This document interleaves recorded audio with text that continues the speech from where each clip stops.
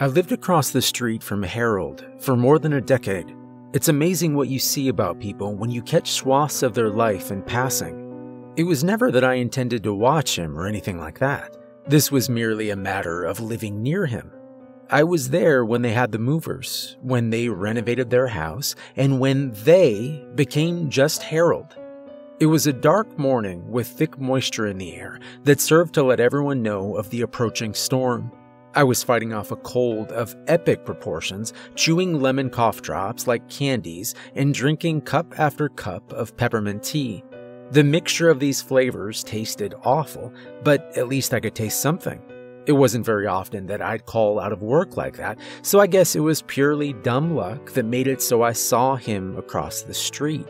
Even being sick, I tried downing a few slices of toast just so I'd have something on my stomach. This made it so I ended up reading Reddit on my phone while nibbling on the edge of a piece of burnt toast. There was Harold, rushing across his lawn with his robe hanging open to expose his white briefs, dead-eyed with scruff growing across his throat. He bent down to lift the newspaper at the end of his driveway and shook it from the plastic bag that had collected the morning's moisture. After thumbing through it, some fit overtook him, and he began ripping the paper till it all fluttered away on the wind, catching along sidewalk crags or bush branches like flags signaling his surrender. I felt for the man. Honestly, I'd seen the whole thing when Patricia stomped across the lawn over there and peeled out of the driveway. We all liked her. Most people that brought sweets to welcome people to the neighborhood could be overbearing with their niceties, but she had a way with it that made everyone comfortable. I can only imagine the misery Harold was living with. Rumor said that it was an ongoing thing, as it tends to be, a culmination of symptoms till they had to be exorcised from each other. People tried getting Harold to come out to functions, but he said no to a lot after she left. Poor fellow was taking it exceptionally hard. I watched him as he moved back to his front door and slammed it shut behind him. By the time I'd given up on the toast, Harold poked his head back out the door and peered around to make sure that no one was watching him.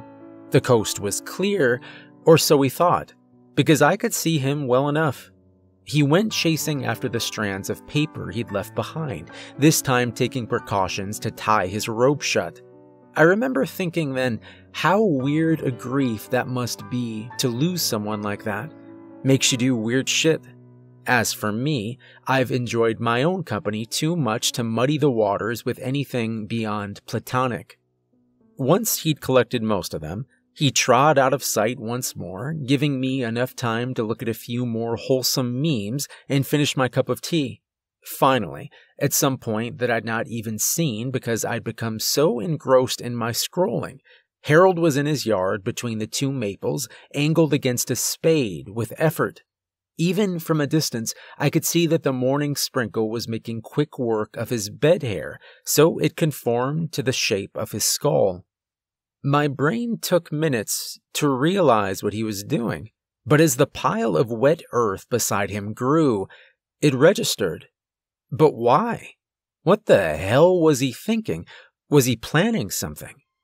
I watched him like that for at least an hour, sipping through 2 cups of tea. He was in the hole, halfway up his shins and caked in mud. As I polished off the last cup, I moved to grab my umbrella and stepped outside. Harold didn't even look up at me as I stood in front of him. He was a man possessed. Groans escaped him each time he drove the spade into the ground, but as his loafer-covered foot came down on the foothold and his arms pried to jimmy the dirt loose so he could toss it to his side, he let out a satisfied grunt.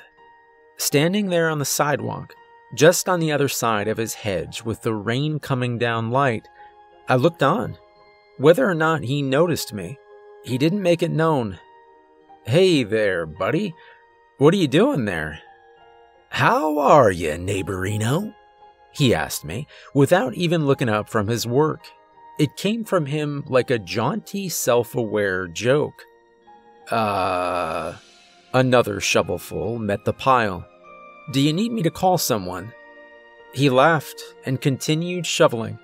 For a minute, it seemed like he wasn't going to respond to my question. Clay. I jumped at the sound of my own name coming from his mouth. You're a nice guy. He spat and wiped his forehead, leaning against the handle of the spade. At least he'd stopped digging, if nothing else. His eyes were lucid, like he'd never before been alive, and it was only now that it found him. Or maybe he was just crazy. I used to make these little ships. You've seen them before, right? Whenever Patty threw her parties, I'd show them off. I'm sure I've shown you before, haven't I? Well, they were in the bottles. He put out his hands to demonstrate the size of the bottles. I nodded. You see, making these little ships is a real pain. For me, the hardest part was always raising the mast. I hated building those things, but that's what I was supposed to do, right? Does that make sense? He gestured to the house behind him. I've got real shaky hands, so putting those tiny pieces in just the right places always drove me straight up the wall, you understand. It was rough, but whenever I'd finish one, I'd carefully take it to wherever Patty was in the house, and I'd show it to her. She loved those damn things. They were cute. She'd say, or some variant thereof. It's cliche, but it was happiness too, and that's what I always wanted. This. Again, another manic gesture to the house. This was the American dream they tell you about before your balls drop, kiddo. Do this, get this degree, buy this house, marry this lady, because she makes you feel warm and fuzzy inside. Then poof, one day, it's all gone, and you know what you have to do then. I shook my head. The early autumn air was giving me chills, or maybe Harold was. You gotta smash those bottles. You have to, you know, because it makes you feel something. You throw them across the room and watch them explode. So many hours. He shook his head and laughed. I'll tell you, man, those things were a lot more fun that way. Felt good and bad at the same time. Cathartic, I said. I guess, man, whatever you want to call it. But that's what you gotta do sometimes. He looked at the hole he was standing in, and then at the yard as a whole. White picket fence. My ass. But, Harold. Yeah? You don't have a fence. He cut his eyes at me, but slowly a smirk started to slice across the lower half of his face until it evolved into a hearty chuckle. Thanks. I needed that. Sometimes you gotta dig a hole? I asked. Harold snapped his finger. That's damn right. I can't explain exactly what it was that jumped into me at that moment. Looking back on it, it's the most indescribable sensation. I looked back to my house across the street, beneath my umbrella in the dreary rain, and even in the cool weather, I could feel fire in the pit of my stomach. Perhaps he infected me with madness, but I'd rather state my case as this. Sometimes, you've got to dig a hole because that's what feels right. Splashing through puddles, as I ran through the rain towards the shed in my backyard, I found my old worn-out shovel. It was rusted from years of disuse. And I bolted towards Harold's, even forgetting my umbrella. I must have lost my mind, running around in the rain with a cold to go and dig a hole with my neighbor. When I say it aloud, it sounds insane. But when you're in the moment, well, things are different. I jumped into the small hole he'd created and began chipping away at the edges and loosening the dirt so that we'd have a wider area for both of us to dig comfortably. He said nothing to me as I joined. My tired, cold-riddled body ached with each passing moment, but then something else joined in. I've heard people talk about getting a runner's high from pushing beyond your limit, and that seems as good an explanation as any other. The light rain gave way to a sunny midday lull as each shovel push felt less like the last and more like we were doing something important. It could have been a few hours or only a few minutes before I looked up to examine my surroundings. Regardless, when I did look up from the ground, we'd cleared out enough dirt so that we were standing in the hole up to our waist. Harold continued his digging, but I took a moment to catch my breath, and when I did, I heard a familiar voice. "Clay, what are you two doing?" I looked up. Standing in nearly the same spot as I had been earlier that morning, there was Rogers and Margaret. Rogers was a man in his mid-30s who wore sweaters everywhere and walked his dog around the neighborhood to shit on other people's lawns. In fact, in his right hand was a leash drawn taut as the little mutt most likely watered Harold's hedges, hidden in the leaves. Margaret, on the other hand, was an elderly runner. In her bright sick green and purple sweats, she hardly got any work out, if you ask me. I think she went around the neighborhood hoping to catch or dish the latest gossip. I grinned at the two of them. "You know how it is. Sometimes you gotta dig. You're more than welcome to join us if you'd like." They looked at one another, then back at me. This time, Margaret spoke. "What are you digging for?" "Digging for?" I thought the question over for a moment. "We're not looking for anything, if that's what you mean." I turned to look at my compatriot for support. "Harold, tell them what you were telling me earlier." Harold barely looked up as he heaved another hunk of moist dirt out of the hole. "It's all bogus. You work for things. You want to be loved and to love in return. And that's where you mess up because you should have been doing that to yourself the whole time and not searching it from someone else." Then he sighed and looked up while leaning against his shovel handle. "What I'm trying to say is, there's no reason to dig, but focusing on the task at hand sure does let my mind wander. Who needs therapy anyway? It's expensive and you could have been digging all along. Digging for the truth. It might look like dirt and roots to you, but to me this is where I'm figuring my shit out." As the two of them listened to him, I could see the light in their eyes return, and it felt once more like they were humans with a spark of initiative and not plain boring suburbanites. Rogers swiped his hair back in contemplation, totally messing up the perfect widow's peak he'd developed. He lifted his dog and ran down the sidewalk, screaming over his shoulder, "I'll be right back." I watched him go for a moment and then shifted my attention to Margaret, but she too was gone.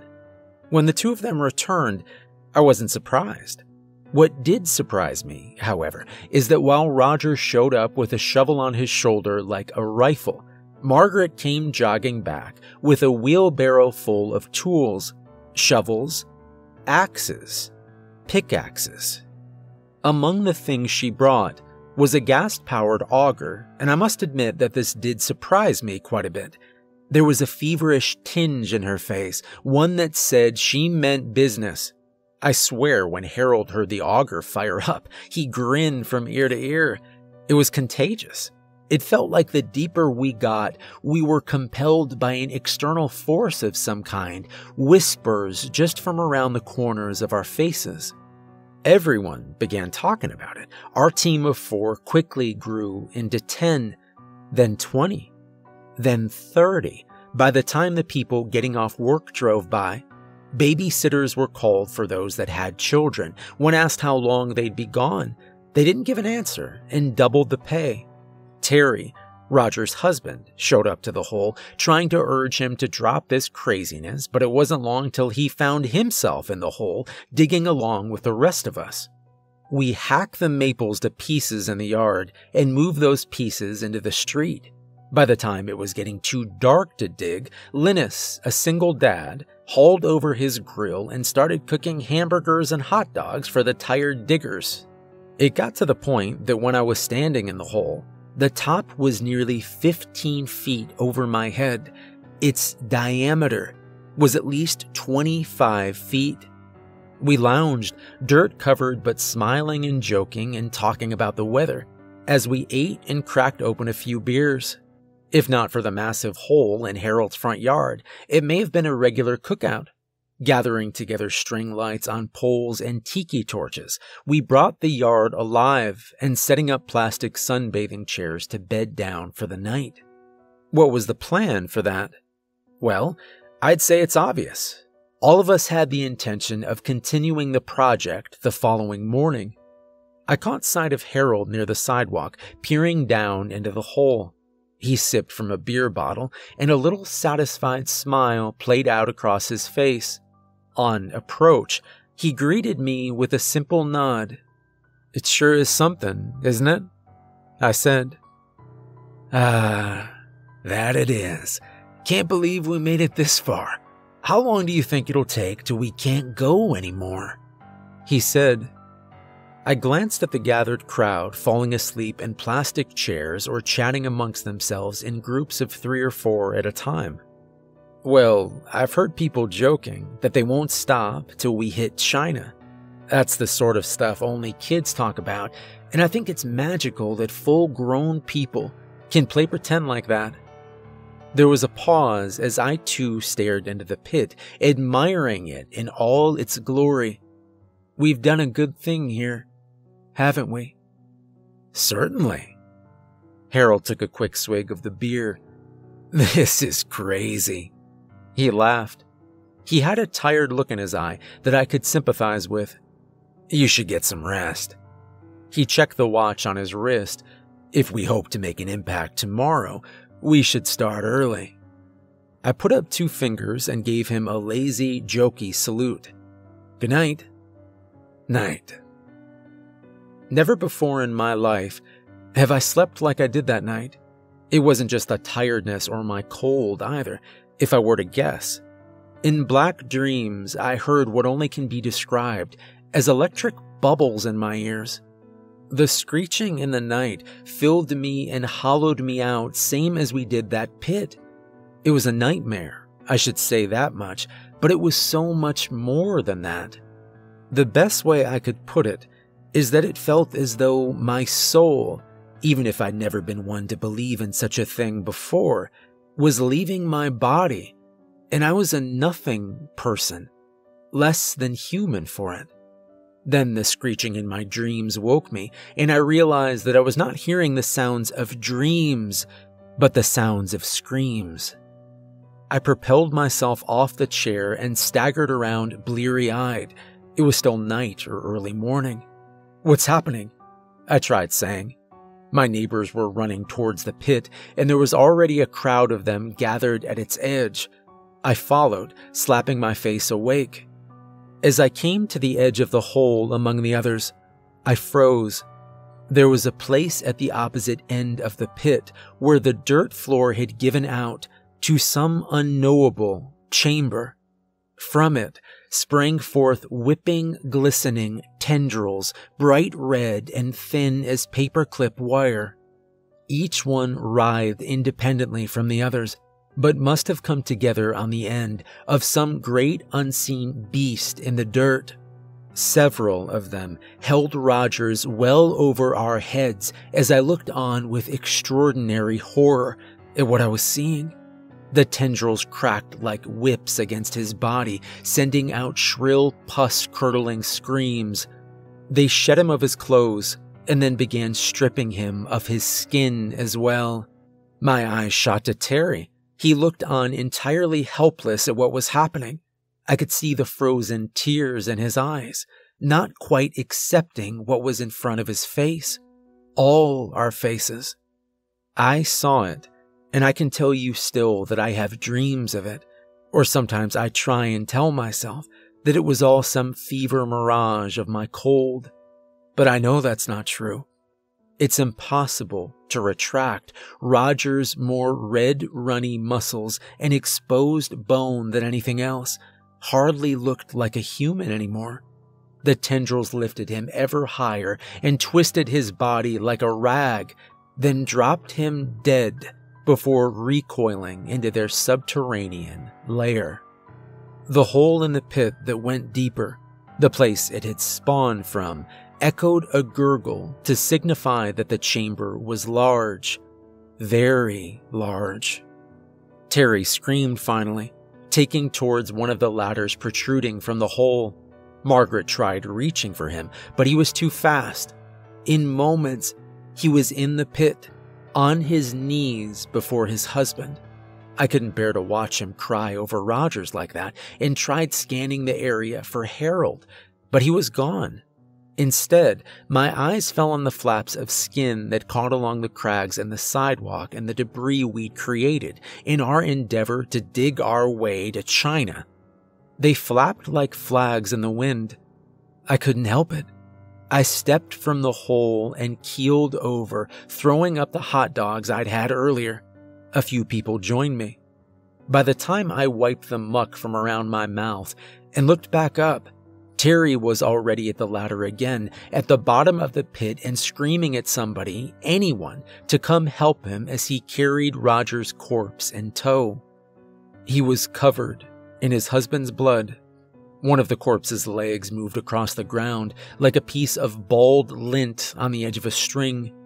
Then, I heard the noise from my dreams. It was maddening.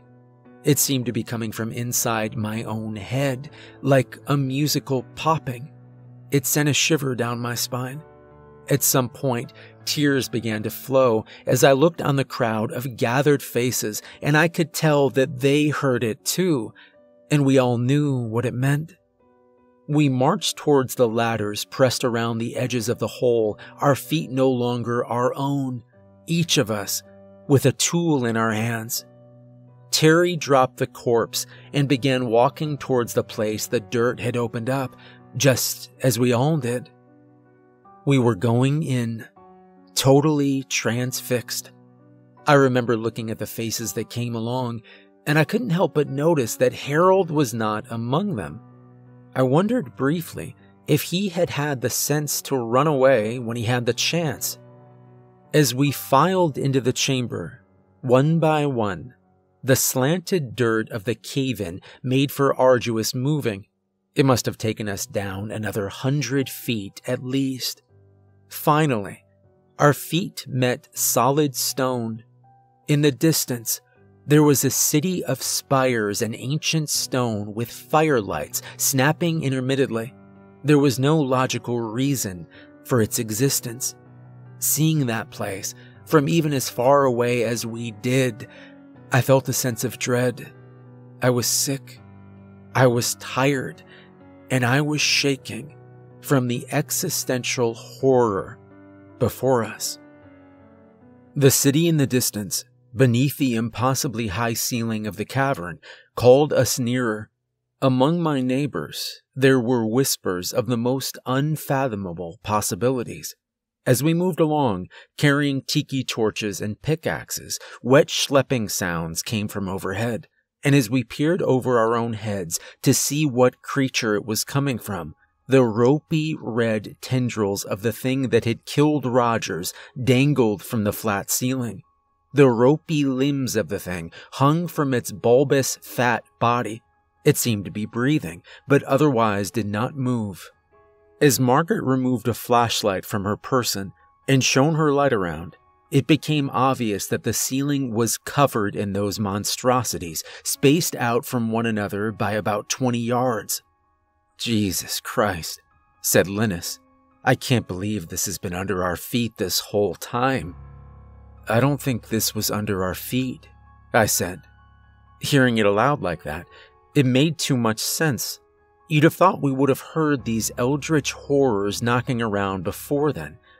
I don't think this place was here before. "What the hell are you talking about?" Linus cut his eyes from me, the fire from his tiki torch illuminating his face. He was scared. I could see it. "I just mean, I think we did this." Margaret interjected. "Look!" Our eyes followed where she pointed, and I felt a shiver run up my spine. Up the way, through boulders and sharp debris, we caught sight of watchers patrolling the edge of the city. Twig spider legs that bowed out with each step from atop round seats with spotlights scanning the area. The detail of them from so far away in the dark was blurred, but I can promise you that they looked like monstrosities ripped from a painting. What are those? Even as I spoke the words, I knew that no living human could have looked up on them before, because every aspect of their anatomy seemed to defy all understanding.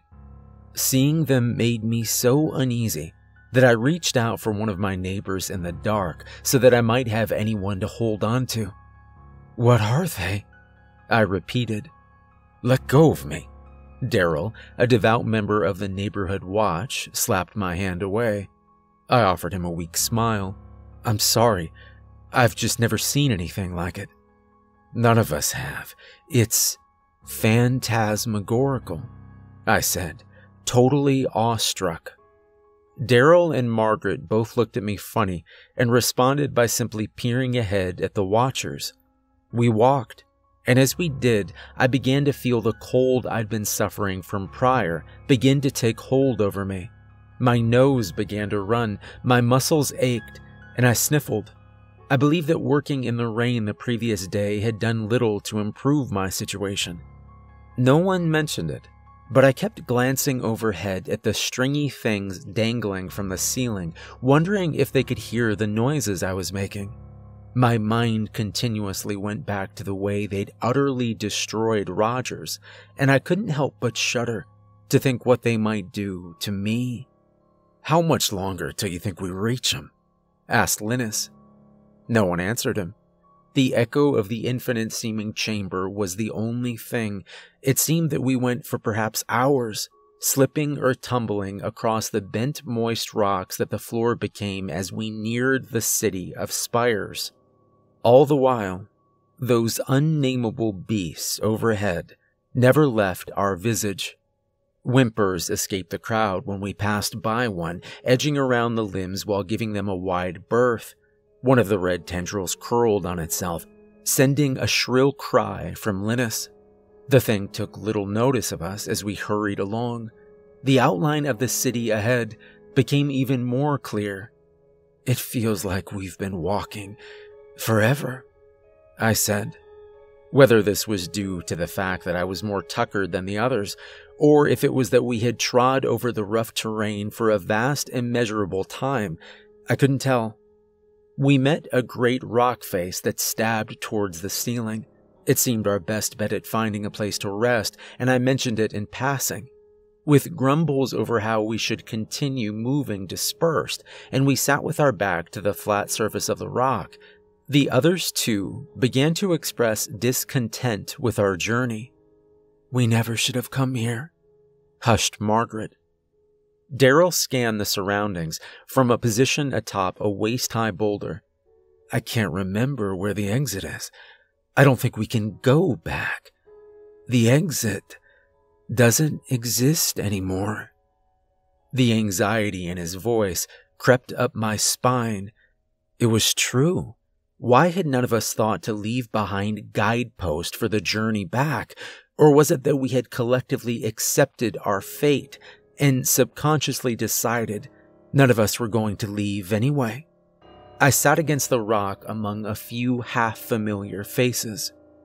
That's not possible, said Margaret.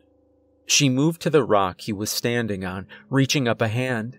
He hoisted her bony frame up, her gray hair catching around her face. As she swiped it back, she pivoted in all directions. There's the city. If we've come in a straight line, it should be somewhere over there. She pointed an inconsequential finger towards dark shadows. Right? Daryl shook his head. Why have we come here? The madness was evident in his tone, but I was too tired to look up from my seated position against the big rock. I stared at the ground and wished I had something to blow my nose into. The others began setting up a makeshift camp, positioning torches in stone cracks and lying out jackets to do so. When I finally did look up again, I could see that Margaret and Daryl moved from their position on the rock and took up among the others. The ceiling, alien and starless with those monsters, made me uneasy. I spent my time counting the people in our camp, 28 scared faces. Each of them looked warily over their shoulders at every small noise. Margaret moved from person to person, and when she came to me to ask if I was feeling all right, I shrugged it off. She left me and continued roaming the camp with her hands on her hips, scanning further vicinities. Margaret pulled a hairband from her wrist and pulled her hair back into a ponytail. For a long moment, I was surprised at just how agile and full of energy the old bird was. Perhaps those daily walks through the neighborhood were paying off for her. I wish I'd felt the same in that moment. After glancing around to make sure that no one was watching me, I quickly took the long sleeve of my shirt and blew my nose into it. A few people looked my way, but quickly went back to whatever conversations they were having. I was so tired. Rubbing my temples, I rose to my feet and moved to the same rock that Margaret and Daryl had been standing on. After shifting myself slowly up, I began looking around. Near the city, perhaps a mile away, were the watchers with the spotlights. I could just make out the vague, shadowy figures riding atop them, and I briefly wondered whether they would be able to see me if they were to shine their lights in my direction. I rubbed my eyes. They felt tender to the touch, and I could scarcely keep them open. How I wished for the warm comfort of my bed in those hours. How I wish I'd never checked on Harold. It would have been better for me, better for everyone, if I'd only left him be. The urge to leave that place was ever growing, ruminating in murmurs. Most of the group wanted to inspect the city, still transfixed by its spell, while others wanted to leave. It seemed the half that wished to carry forward had it in their heads that the only way out was through. Margaret was one of the more vocal about deserting whatever horrors lurked in that place, and I was right by her. Daryl and Linus both were vehemently defending that we continue. Once everyone's rested up, we should head on, said Linus. It's just like Harold said, there's some truth to be found here. What was all that digging for if not this? Daryl, with his arms crossed, nodded alongside Linus. I shook my head. There's no reason for it. We've been duped, guys. Harold didn't know what he was talking about. He was just grieving. There was no reason for us to jump in and start digging too. What were we even doing it for? This was true. I couldn't even remember why I decided to help dig in the first place. It all felt so pointless. That's bupkis, said Linus, and you know it just as well as I do. It's a general discontent with the state of affairs that's brought us here, and I only intend to resurface once I've found the purpose I've been looking for all my life. There's a magic to this place, and it exists for a reason.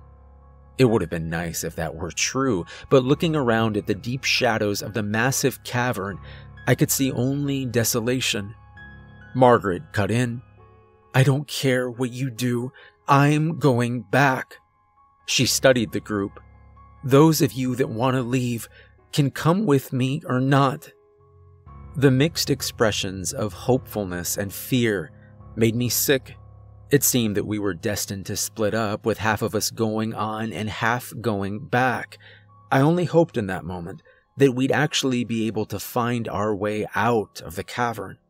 Just as it seemed that Linus was going to respond, the first fish fell from the cavernous ceiling. It was some cod. Upon seeing it there, I blinked to make sure I'd not merely conjured it from my imagination. It came from seemingly nowhere at all. But as it landed on the flat ground in the center of us, it flopped, and its mouth sucked and puckered at nothing as it reverse drowned. I reached a timid foot forward to nudge it with my shoe as Margaret peered up at the ceiling. As the words, "Where did that come from?" came from my mouth, Another fish fell directly onto Margaret's upturned face. She shrieked and kicked the thing away. Within minutes, wet plod surrounded us as it began to rain down a waterfall torrent of ocean fish.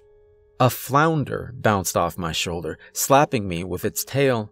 We took up our arms over our heads to cover ourselves from the incoming barrage of sea animals. It was the most insane thing I've seen in my entire life. The air smelled of salt, and the pattering of the fish landing on the ground is a noise I won't soon forget. The screams of my fellow humans echoed all around, barely above the sounds of the fish storm.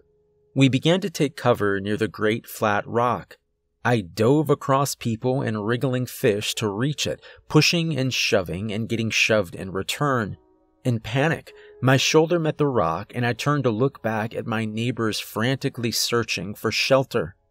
In an uproar, I could see that Daryl was fighting with something clinging to his face as it wrapped its snaky limbs around his throat. He attempted to wrench the thing off, but it only pulled itself more tightly around him. It took far too long for my brain to realize what I was seeing. The thing holding itself to Daryl was an octopus with a head roughly the size of a Doberman. No one came to his aid, and he quickly fell to his knees.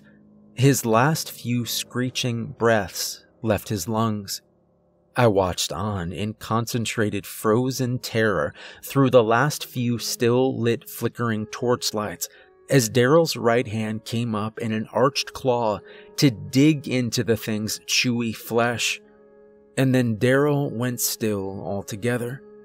Margaret launched towards the thing, totally ignoring the falling fish, arching an axe as she might a baseball bat, and swatting the octopus off Daryl's prone head. Snapping out of it, I sped forward, grabbing a hold of Daryl's wrist and dragging him to the relative safety of the big rock as Margaret stood guard. He didn't kick or scream, and I wished that he were only unconscious. As Margaret returned to the shelter of the rock, we went to shine a light on Daryl.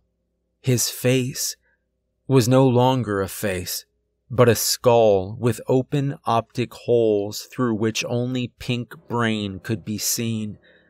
I recoiled. "That's not normal," said Margaret, shaking her head and kicking the rock face as she planted a flat hand against it. Looking back now, I think to myself what a strange thing that is to say.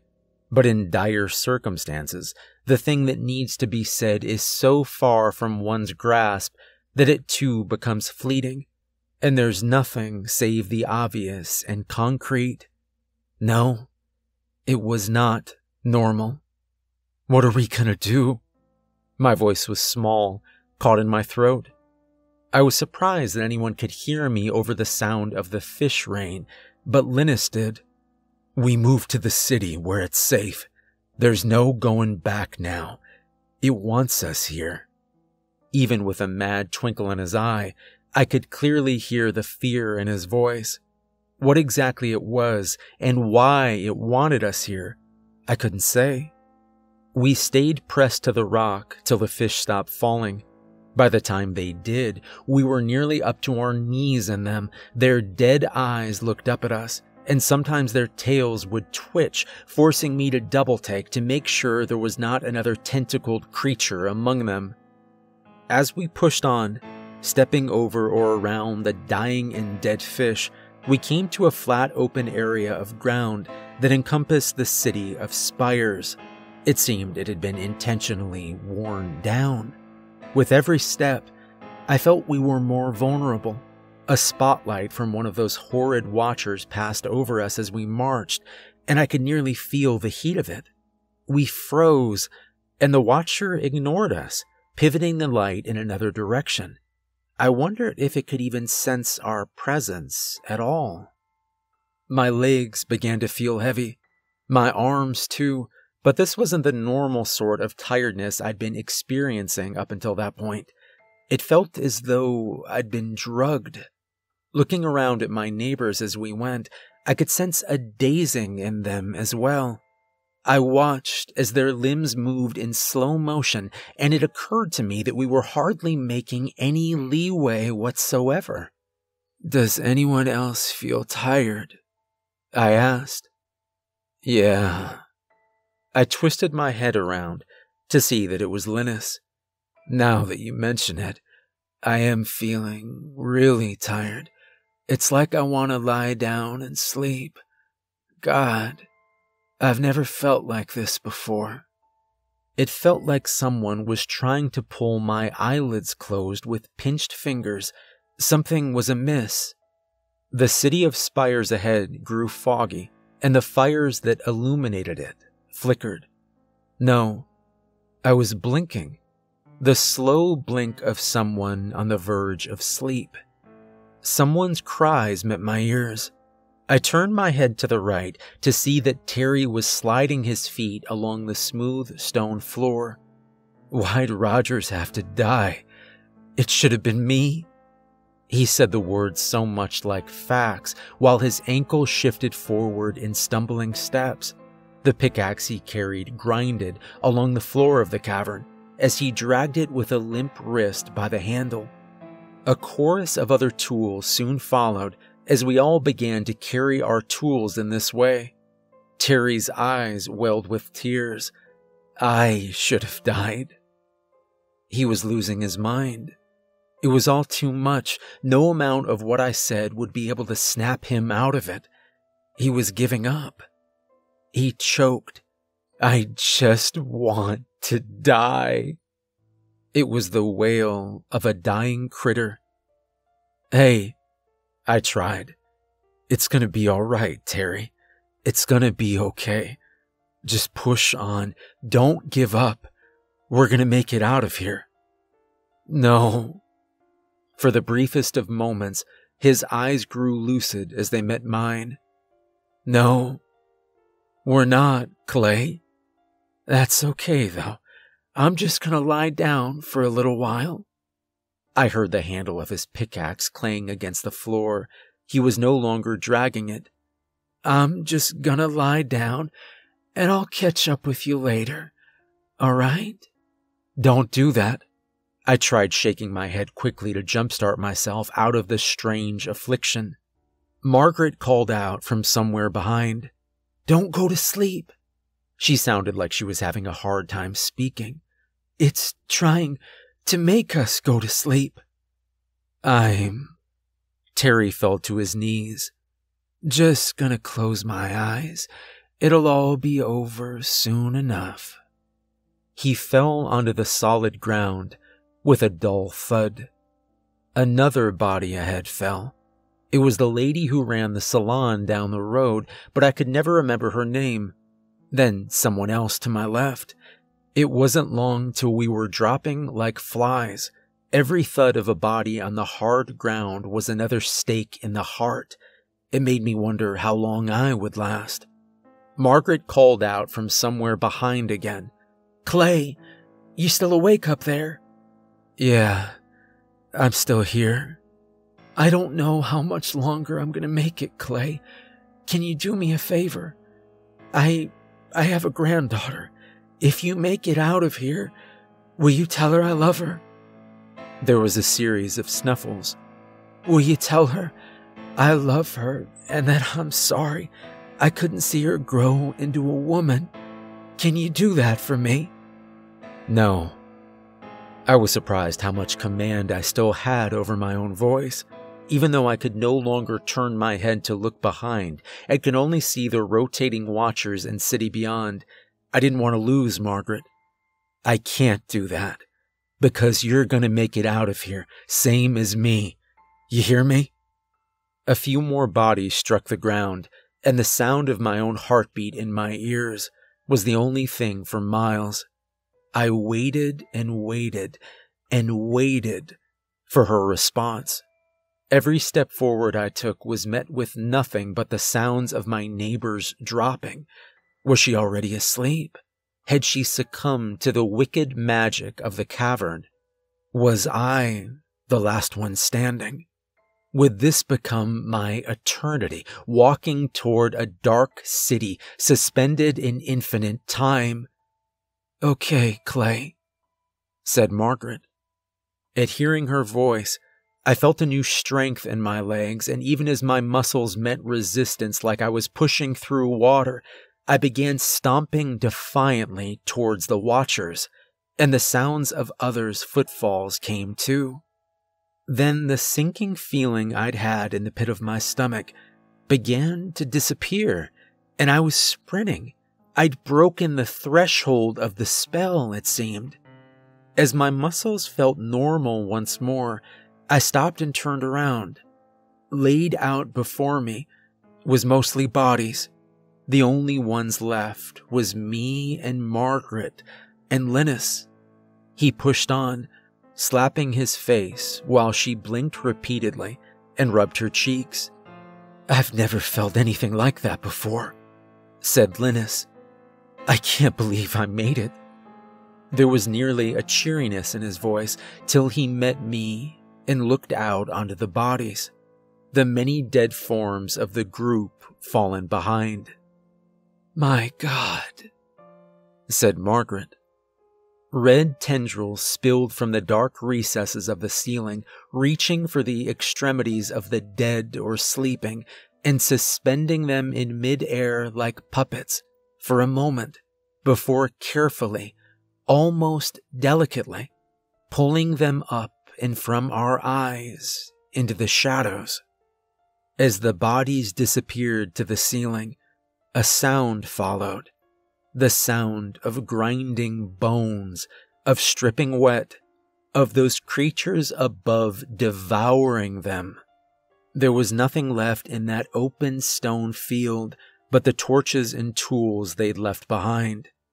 I bit my lips shut to keep from screaming. It wasn't much farther till we'd passed the Watchers' patrol, and there were only 3 of us left. We were all as good as dead. "This is madness," said Linus, shaking his head. "I can't believe it." He was right. I couldn't believe it either. I couldn't believe any of it. Margaret was busy examining the Prussian blue walls of the fire-lit city as one of the Watchers stomped their spindly legs over us, giving me a perfect view of the undercarriage of its bulbous top. Beneath what must have been a cabin with some fashion of mechanisms were twisted tubes that pulsated as though they were attempting to emulate the bladders of a living thing. The Watcher's spotlight illuminated the faraway darkness in a perfect circle as it lifted its foot once more to proceed in its never-ending patrol. At the base of those thin legs were wide bird-like appendages precariously balancing its top-heavy body. The screech of unseen gears broke the silence. It passed over like we were nothing more than inconsequential bugs. "Jesus," I said, glancing over to see that Margaret too had removed herself from the wall. She turned her face up to the thing. We looked to each other with our mouths hanging open. "What are those things?" Margaret shook her head. Linus interjected. "Big assholes." He spat. There was a new air about him, unreserved. More than anything else, it made me extremely uncomfortable to meet his eyes. Something was amiss inside Linus. It was more than a vigor, the thing humans find in extenuating situations. It was like he'd lost something along the way. A piece of him was gone, and it was only then that I could see it. "Why are you looking at me like that?" He grinned at me, as though we'd not just witnessed the death of half the godforsaken neighborhood. "No reason." I wiped my nose. "Damn cold. I'm just tired." Margaret lifted her axe over her head as she stretched. "Wall's too high to climb.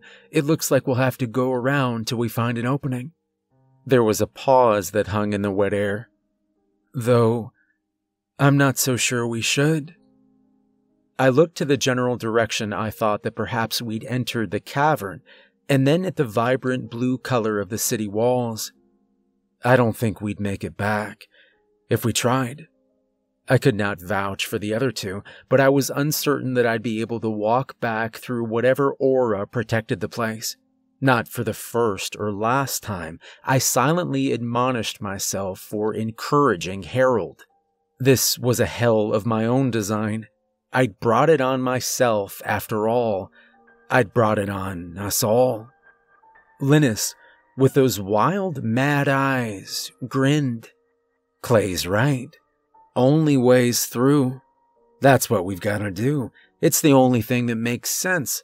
In fact, I don't think anything has ever made more sense in this whole crazy world to me.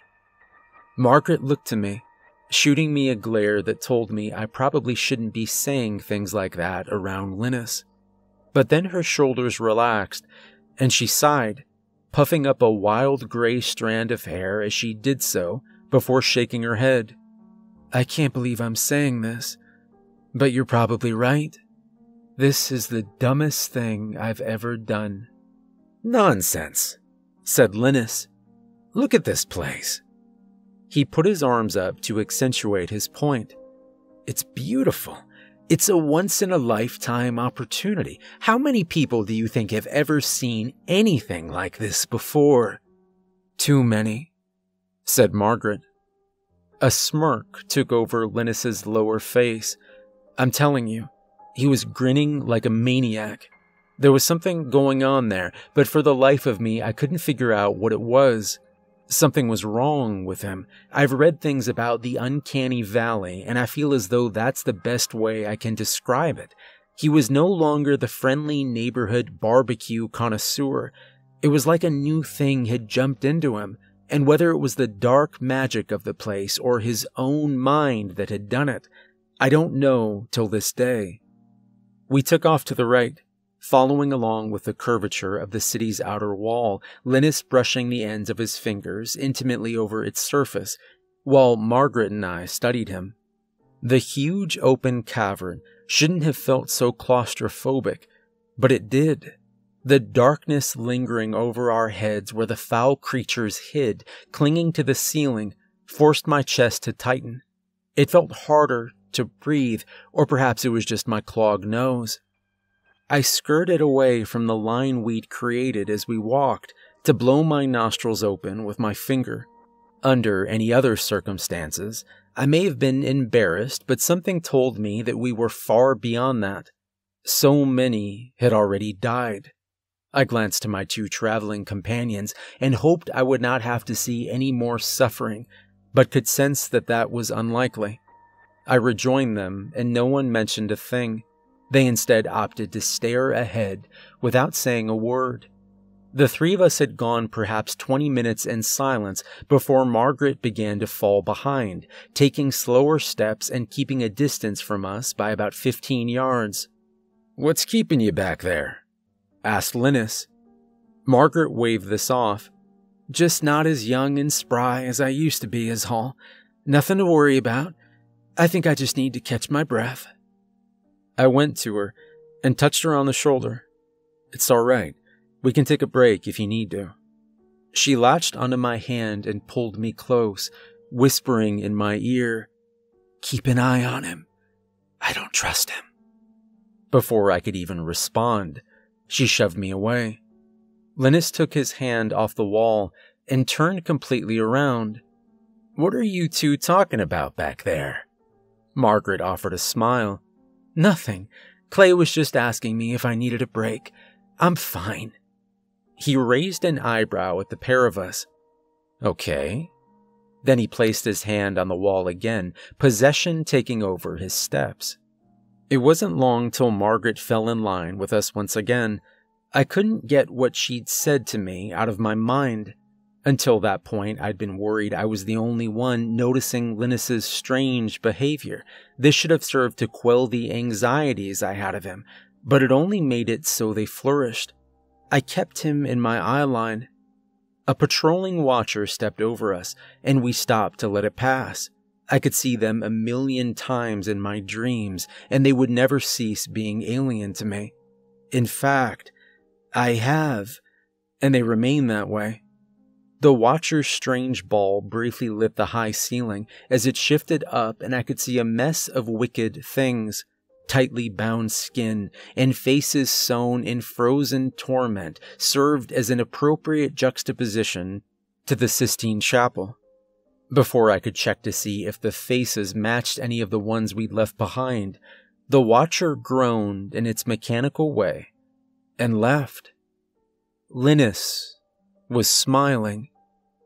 Beautiful. A shiver went up my spine. "I think I see the entrance up ahead," said Margaret. Squinting, I could see she was right. Just around a bend, the wall opened. How long had we been walking? The repetitive nature of our footfalls had long since taken me off to another place like hypnosis. If not for her signaling it, I might have walked right by it. The archway was magnificently tall, constructed from an assortment of cyclopean stones.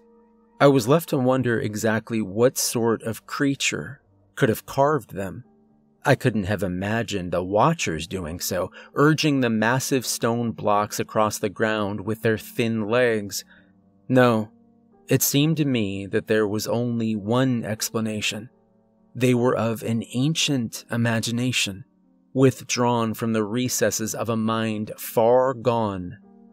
We passed through the archway, only to be met by the ruins of a lost civilization.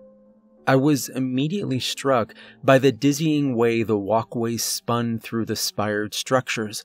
The streets, if one could call them that, were worn thin as though they'd once been traversed by living beings. My mind went to the Sumerian cities created so long ago, and I wondered if perhaps this was something similar. I knew this not to be the case. No human would have found comfort in that place. No sane human, anyhow. The inner side of the wall surrounding the city was onyx black, so dark that I felt if I were to reach out and touch it, I might fall directly into it. Linus whistled up the tall buildings that seemed to have no entryways of their own. It was as though they were nothing more than hollowed-out slabs. Who would construct buildings that could never be used? "You guys ever see anything like this?" he asked. "No," said Margaret. As we passed by the massive thorny buildings striking up at the ceiling of the cavern, we were cast in shadows. Margaret and I both removed flashlights, but it hardly cut through the blackness ahead. It was a constant fear that something would slither from the darkness and snatch us away to some torturous fate. Thinking of the faces I'd seen in the ceiling, I felt my arms spring alive with gooseflesh. Linus caught my uneasiness, and he reached out to pat me on the shoulder. I flinched. "Whoa," he said. "Calm down there, buddy.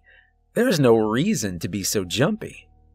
"I'm not," I shrugged while turning my attention back to the shadows in front of us. "I'm fine."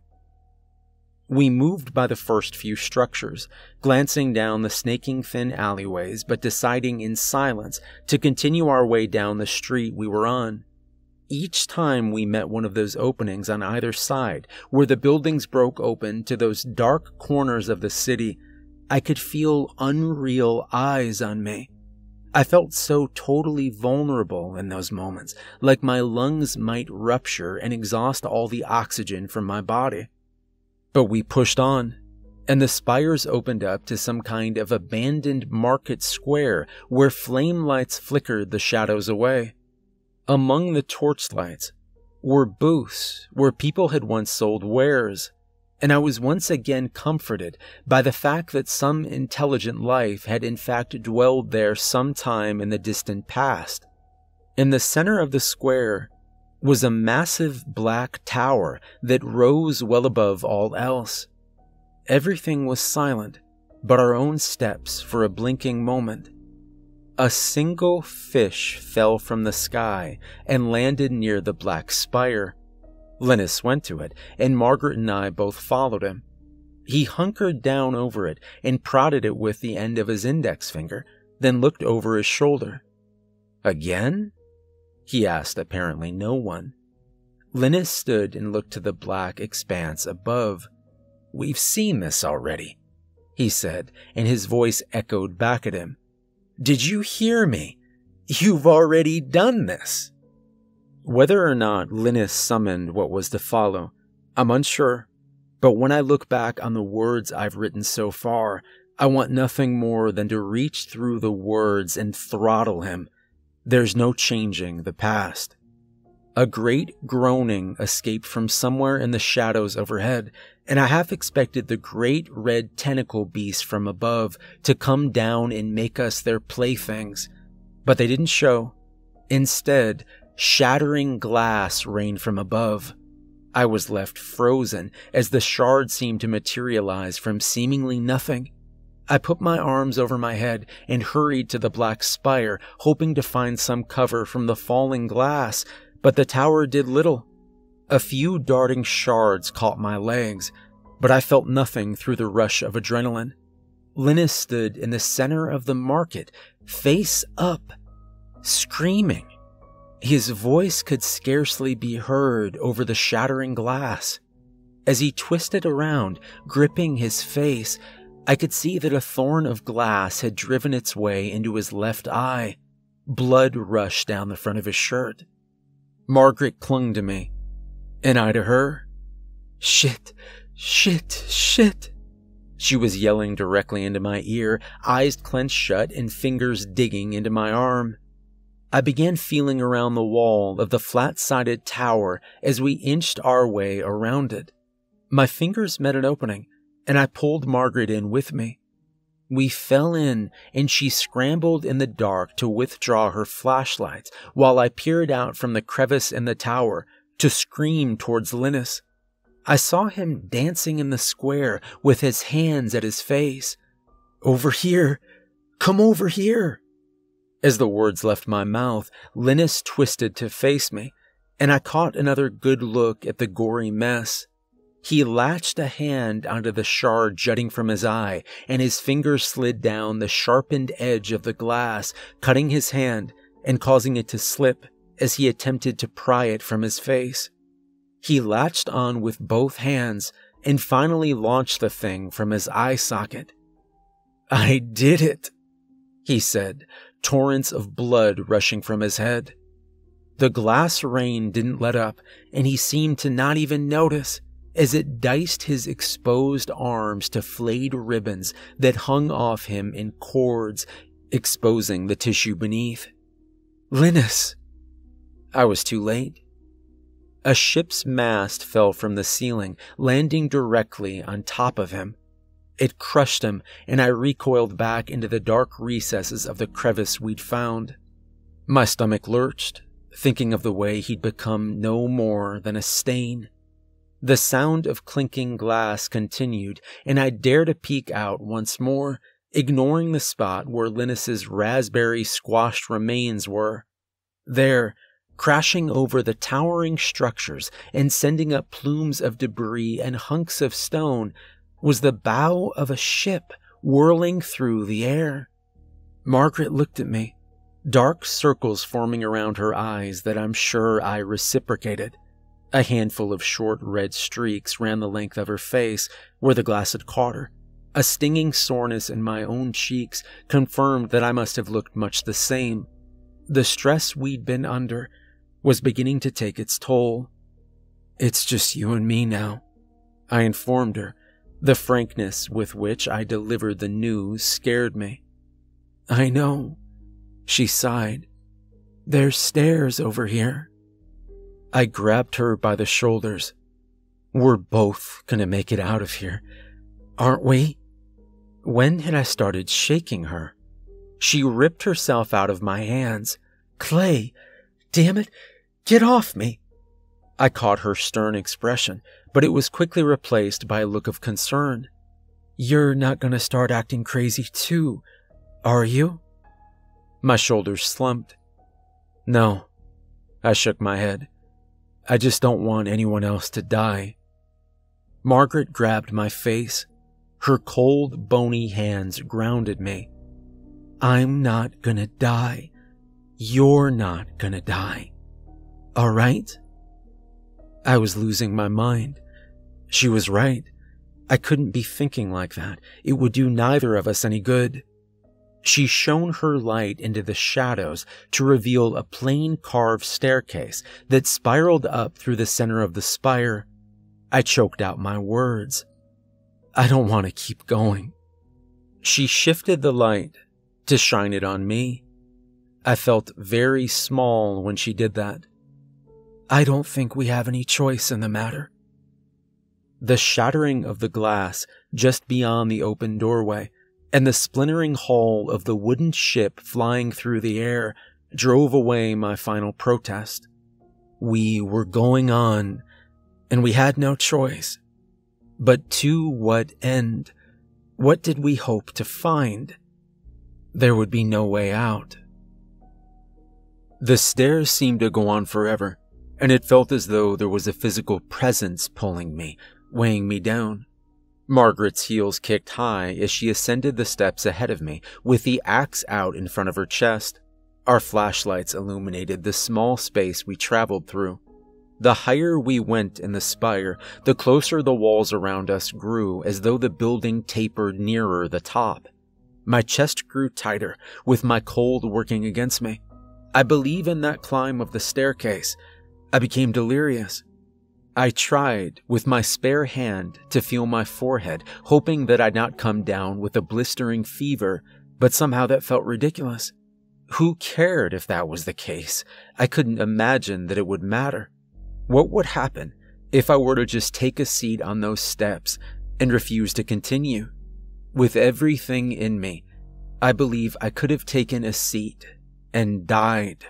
Wasting away in a dark tower would have been a fate less abominable than the unimaginable horrors beyond, surely. I'm afraid that if I'd not had Margaret ahead of me, pushing on with her wiry, persistent limbs, that may have been what happened. Whatever the opposite of concentration, that's what I found in those lingering dark moments on the stairwell. It became a steady zombie walk of doom where living ceased being a thing, and there was only the movement. The repetition of it lulled me to a place in my mind where things are better. On our way up, we went by slitted openings in the stone like ancient fortress windows that allowed us to look upon the city of twisted buildings. The glass had stopped coming down. I could no longer hear the sound of the ship crashing over rooftops. Somehow the silence was worse. Things would never be the same. I would forever remember that place and those quiet nights I'd find my eyes going out of focus. Daydreaming would become a thing of the long-forgotten past because I would always be returned there when imagination came. "Are you all right?" asked Margaret, without looking over her shoulder or slowing her pace. "I think so. Just making sure I'm not alone." "I know what you mean."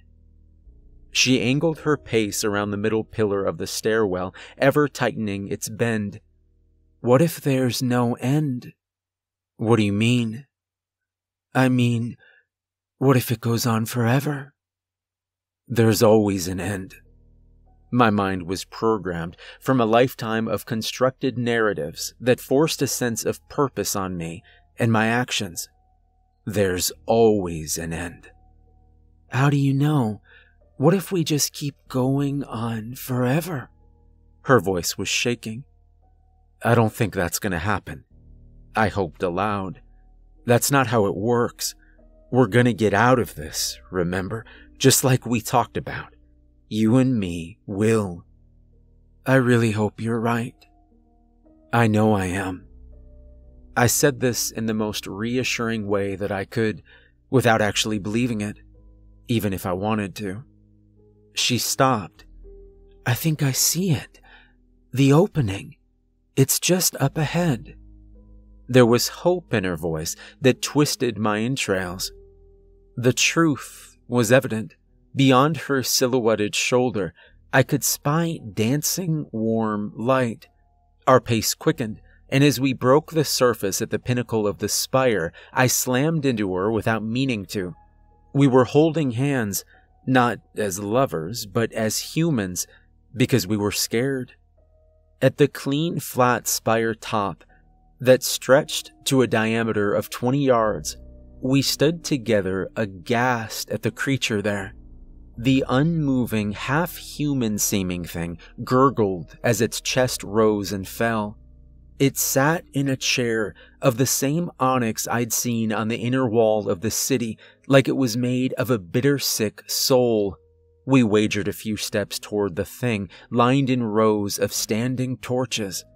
Its eyes were wide open white, forgotten by sunlight, so the pupils and irises had taken on a milky blue quality.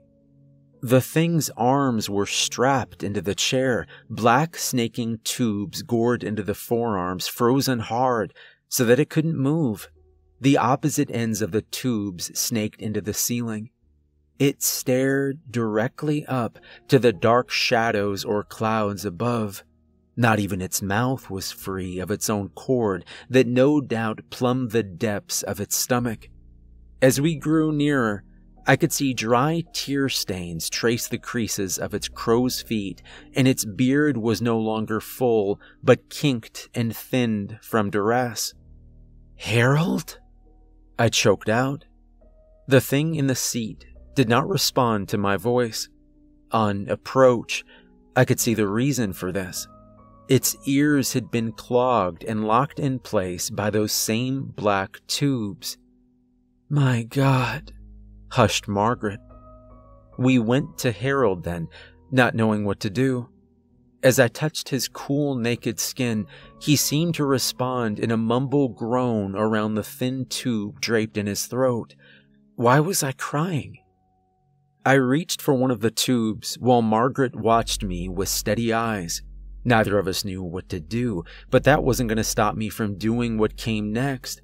It was a panic that had jumped into my fingers as I clawed at one of the tubes in his left arm. I yanked it, and he let out an awful scream as sludge shot from the place I'd freed the tube, spraying me in the face. I let it fall to the side, totally stunned. What was I going to do? Would he die if I pulled him from the chair? Was he too far gone?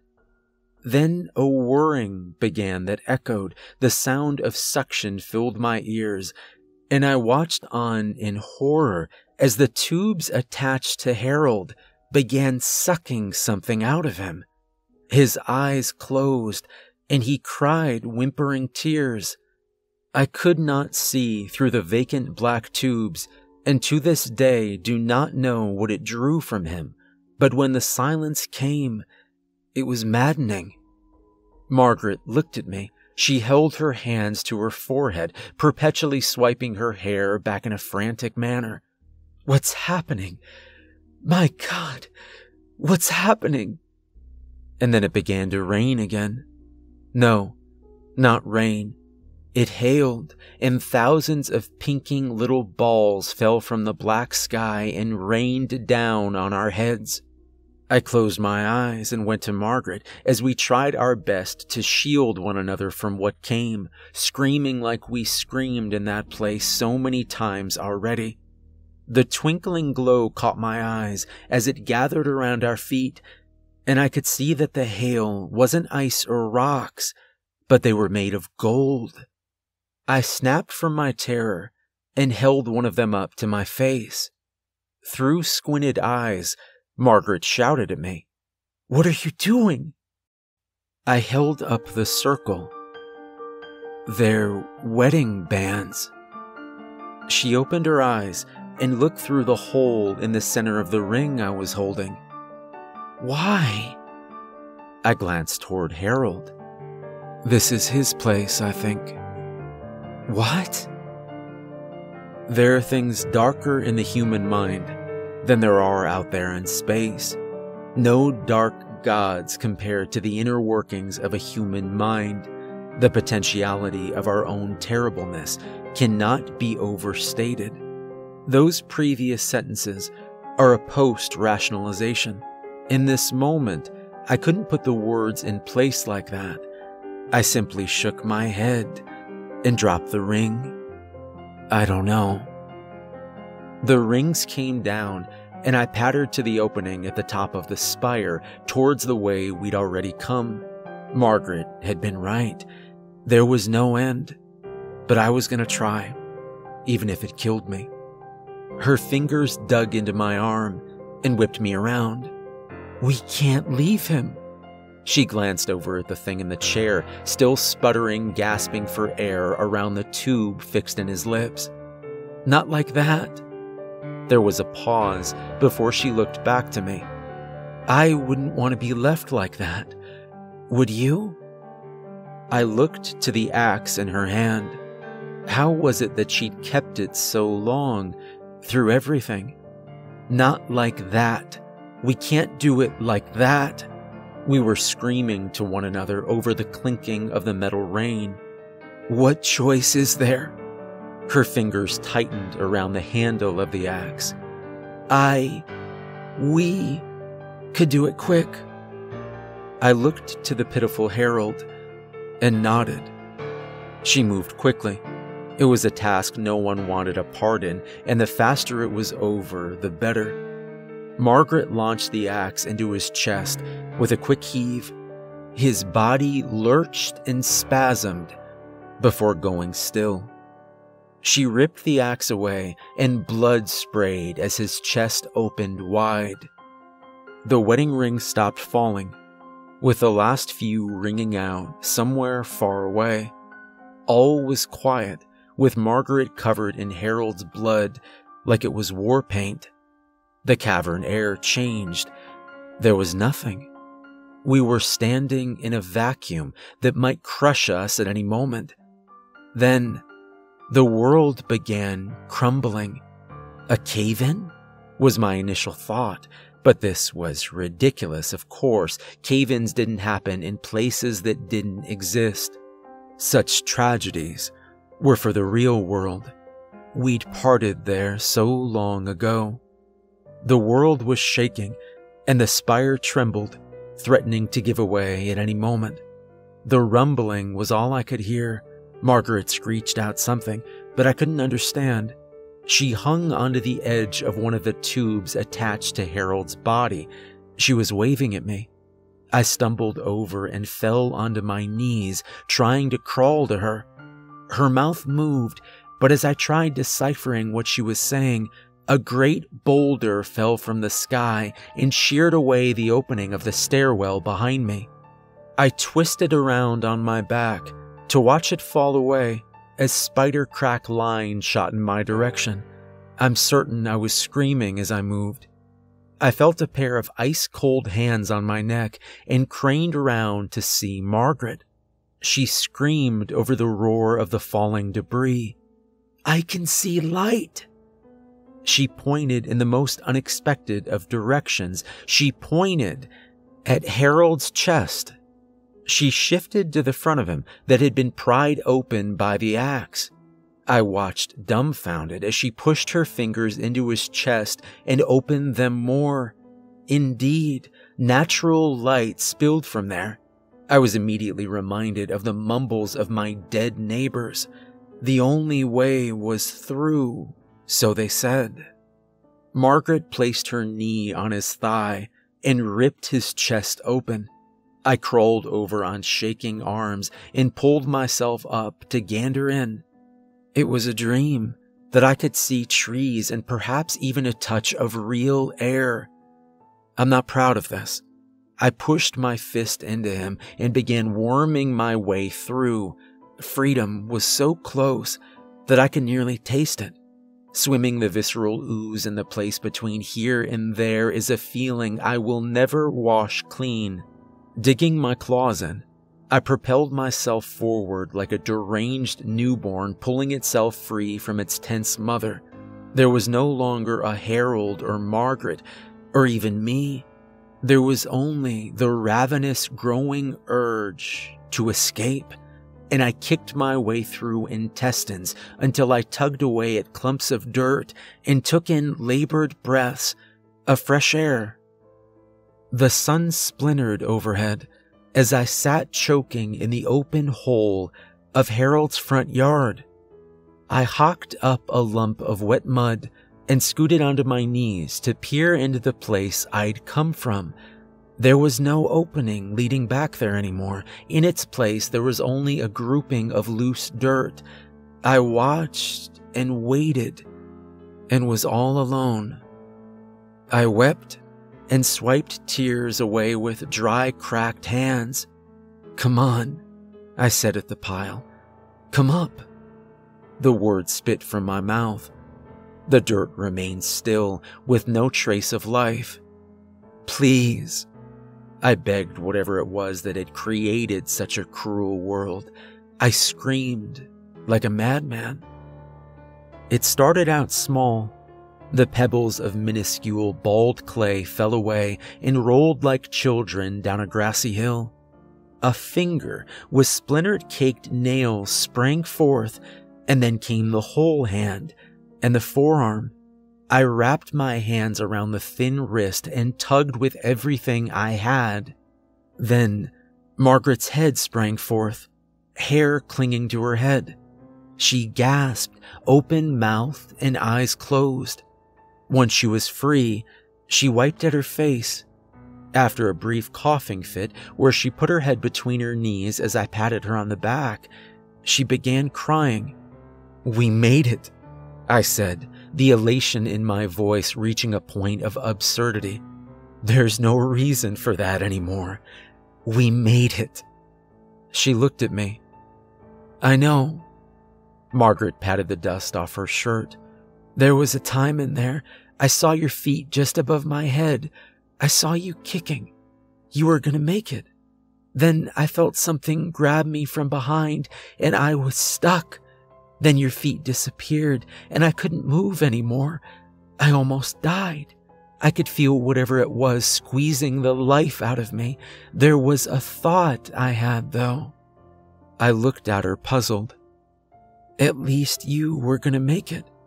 That's what I thought. That'd be something, at least." "Margaret, I don't know what I would have done if you hadn't." We sat there, curled together on that spot in the bottom of the pit, for too long. There was an investigation into the matter by the police. You can't have half a neighborhood disappear without it raising a few eyebrows. Neither me nor Margaret told the whole story, but the police received what we knew they'd believe. There was a mania caught among the crowd of people gathered in Harold's front yard, and we couldn't stop digging. We told them that much, and that much was enough. The official record went that we were the victims of hysteria.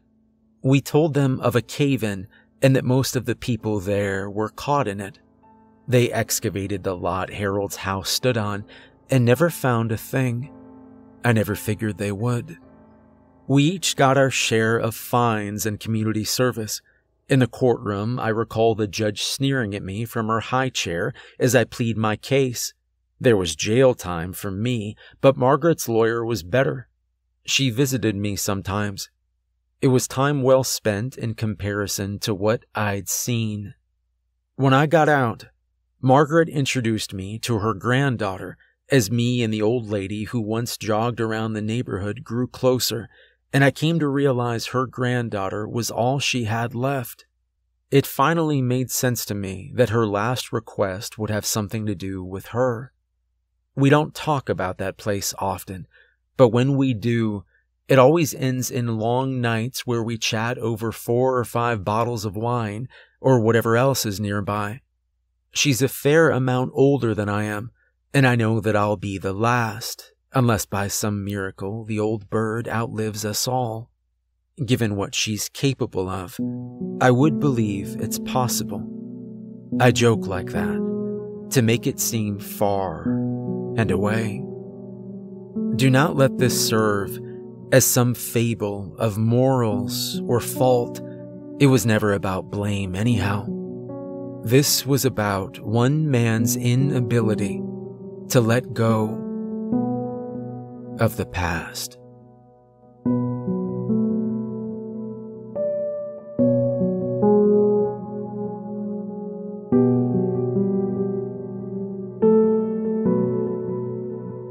Hey everyone, make sure to like and subscribe if you enjoyed the video, and a special thank you to Lucas. The author's been a friend of mine for a long time, and his writing just gets better and better every time I see it.